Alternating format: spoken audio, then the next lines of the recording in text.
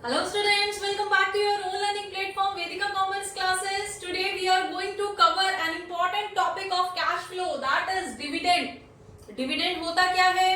Cash flow के अंदर किन किन नामों से दिया जाता है बच्चों को कंफ्यूज करने के लिए।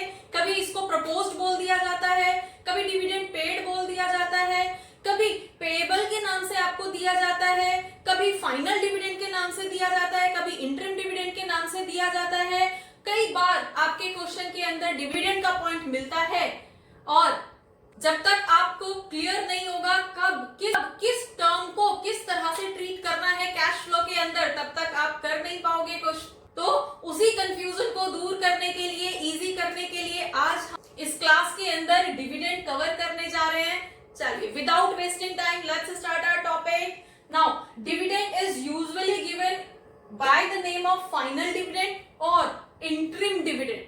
कई बार इसको इंटरिम डिविडेंड के नाम से दिया जाता है, कई बार फाइनल डिविडेंड के नाम से दिया जाता है। First we are going to do final dividend. Now final dividend को फर्दर अलग अलग नामों से दिया जाता है, जैसे कि प्रपोज्ड डिविडेंड, ठीक है, जैसे कि पेड डिविडेंड एंड जैसे कि पेएबल। क्लियर? अब अगर आपसे बोला जाता है कि डिविडेंड पेएबल है तो पेएबल को हमें कंसीडर नहीं करना है। पेएबल क्या है?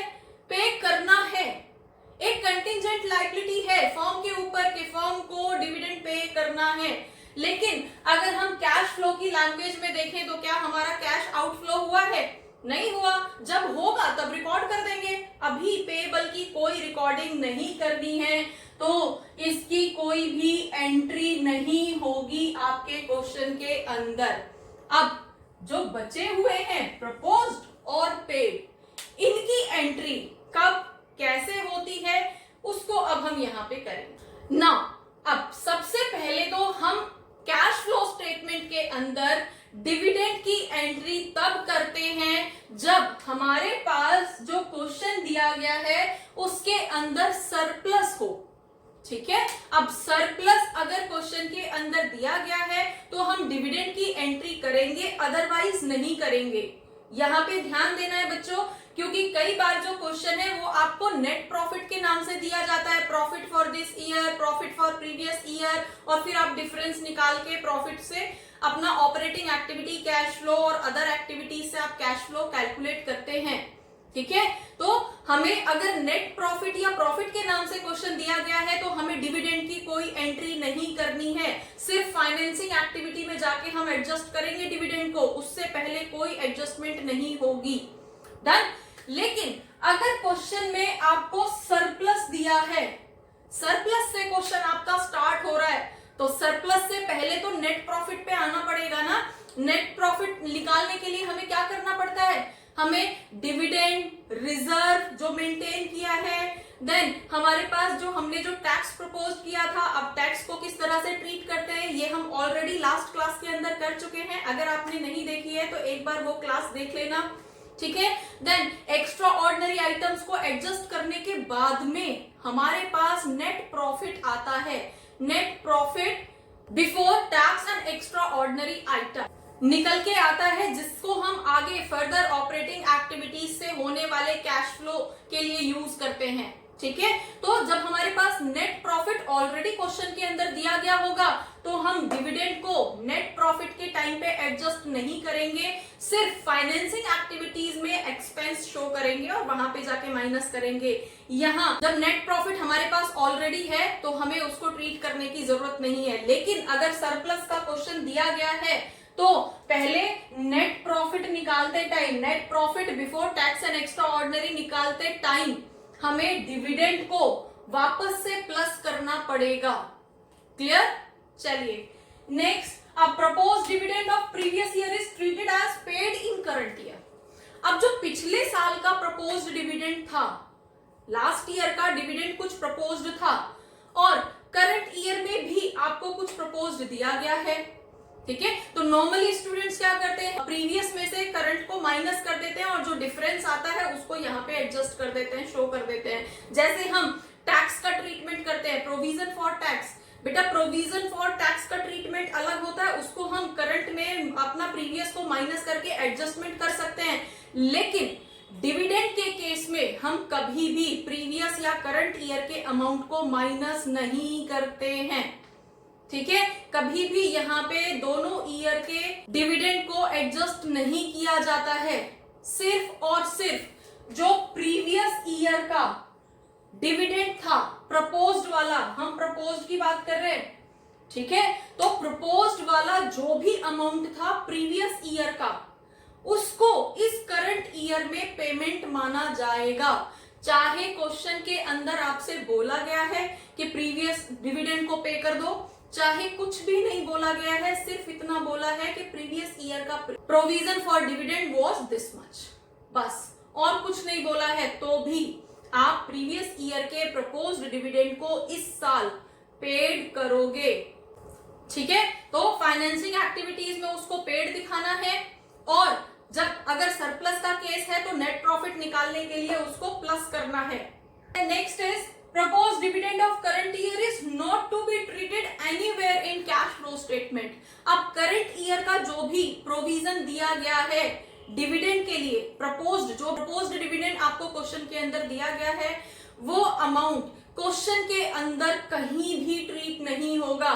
वो क्वेश्चन या वो अमाउंट आपको सिर्फ कंफ्यूज करने के लिए दिया जाता है, उसका कोई ट्रीटमेंट नहीं होता, उसको आपको छोड़ देना है, ठीक है। अब क्यों नहीं होता? क्योंकि हमने प्रपोज ही तो किया है। इस साल में हमने ये प्रपोज किया है कि फाइनेंशियल ईयर के बाद में या फाइनेंशियल ईयर कवर होने के बाद में हम इतना अमाउंट ऑफ डिविडेंड अपने शेयर होल्डर्स को पे करेंगे। अभी हमने कुछ पे तो नहीं किया ना, अभी हमारा आउटफ्लो तो हुआ नहीं है कैश का, तो इसलिए हम कभी भी करंट ईयर का जो प्रपोज्ड डिविडेंड होता है उसको कहीं भी शो नहीं करते, और क्वेश्चन में अगर दिया गया है तो उसको हम छोड़ देते हैं। क्लियर? अब नेक्स्ट, अब आपको दिया गया है dividend is paid on equity share holders, और इसके अलावा आपको कोई लाइन नहीं दी गई है कि प्रेफरेंस शेयर होल्डर्स हैं उनको पेमेंट हुई है या नहीं हुई है। तो जब इक्विटी शेयर होल्डर्स को पैसा कब दिया जाता है, डिविडेंड कब पेमेंट होती है? जब पहले प्रेफरेंस शेयर होल्डर्स को डिविडेंड दे दिया जाता है, उसके बाद ही तो इक्विटी शेयर होल्डर्स को दिया जाता है। तो अगर क्वेश्चन में बोला गया है कि इक्विटी शेयर होल्डर्स को पेमेंट हुई है, तो और प्रेफरेंस शेयर होल्डर्स आपकी क्वेश्चन के अंदर दिए गए हैं, प्रेफरेंस शेयर के नाम से आपको वैल्यूज दी गई हैं, तो प्रेफरेंस शेयर होल्डर्स को आपको पेमेंट करनी है, चाहे क्वेश्चन में उनके बारे में कुछ बोला जाए या ना बोला जाए। पहले कैश आउटफ्लो आप अपने प्रेफरेंस शेयर होल्डर्स के लिए करोगे, उसके बाद में इक्विटी शेयर होल्डर्स के लिए करोगे। मतलब कि ये दोनों ही अमाउंट, पहले प्रेफरेंस शेयर होल्डर्स को जो डिविडेंड पे किया जा रहा है और जो इक्विटी शेयर होल्डर्स को पे किया जा रहा है, यहाँ पे प्रपोज नहीं है, पेड है, ठीक है। तो वो पेड अमाउंट डायरेक्टली आप अपने फाइनेंसिंग एक्टिविटीज में एज एन एक्सपेंस शो करोगे। प्रेफरेंस शेयर्स को दिया जाने वाला डिविडेंड या इक्विटी शेयर होल्डर्स को पे किए जाने वाला डिविडेंड कभी भी नेट प्रॉफिट की जगह पे नेट प्रॉफिट कैलकुलेट करते टाइम एडजस्ट नहीं होता। पेड वाला अमाउंट कभी भी नेट प्रॉफिट कैलकुलेट करते टाइम एडजस्ट नहीं होता। ये दोनों जो भी पेड अमाउंट होगा, पेड के नाम से जो भी आपको वैल्यू दी जाएगी, चाहे वो प्रेफरेंस शेयर होल्डर्स के लिए हो, चाहे वो नॉर्मल इक्विटी शेयर होल्डर्स के लिए हो, किसी के लिए भी हो, पेमेंट है ना, और पेमेंट है तो वो फाइनेंसिंग एक्टिविटीज में एक्सपेंस की तरह शो होगी और वहां पे माइनस करके आप इसको एडजस्ट करोगे। सरप्लस से नेट प्रॉफिट निकालते टाइम सिर्फ और सिर्फ प्रपोज्ड डिविडेंड की वैल्यू को ट्रीट किया जाता है, और प्रपोज्ड डिविडेंड भी कौन सा वाला? प्रीवियस ईयर वाला, करंट ईयर वाला नहीं। करंट ईयर वाले को हम छेड़ते ही नहीं है, वो जैसा है वैसा ही रखा हुआ है, ठीक है। तो जब भी हमारे क्वेश्चन में डिविडेंड पे होता हुआ नजर आता है तो वो पेमेंट जो है वो आप फाइनेंसिंग एक्टिविटी में जाके शो करते हो। डिविडेंड की जो पेमेंट है वो फाइनेंसिंग एक्टिविटी में जाके शो करते हो, ठीक है। दूसरी तरफ अगर इंटरिम डिविडेंड के नाम से आपको क्वेश्चन के अंदर दिया जाता है इंटरिम डिविडेंड पेड, याद रखना इंटरिम डिविडेंड कभी प्रपोज्ड नहीं होता। इंटरिम डिविडेंड हमेशा हमेशा ही पेड होता है, और जब हमारी ये फाइनेंसिंग एक्टिविटीज की वजह से हमारा कैश कम हो रहा होता है तो नेट प्रॉफिट से, ऑपरेटिंग एक्टिविटीज से होने वाला कैश फ्लो, मतलब कैश फ्रॉम ऑपरेटिंग एक्टिविटीज निकालते टाइम हमें नेट प्रॉफिट से कुछ non operating expenses, non operating incomes adjust करनी होती हैं। और ये क्या है, ये तो फाइनेंसिंग एक्टिविटी का है ना, तो नॉन ऑपरेटिंग एक्टिविटीज है ना, तो नॉन ऑपरेटिंग एक्टिविटीज है तो हमें यहाँ पे प्रॉफिट के बाद में इन आइटम्स को वापस से ऐड करना पड़ेगा, जिससे कि हमारे पास एक एक्चुअल कैश का अमाउंट आ पाए, है ना।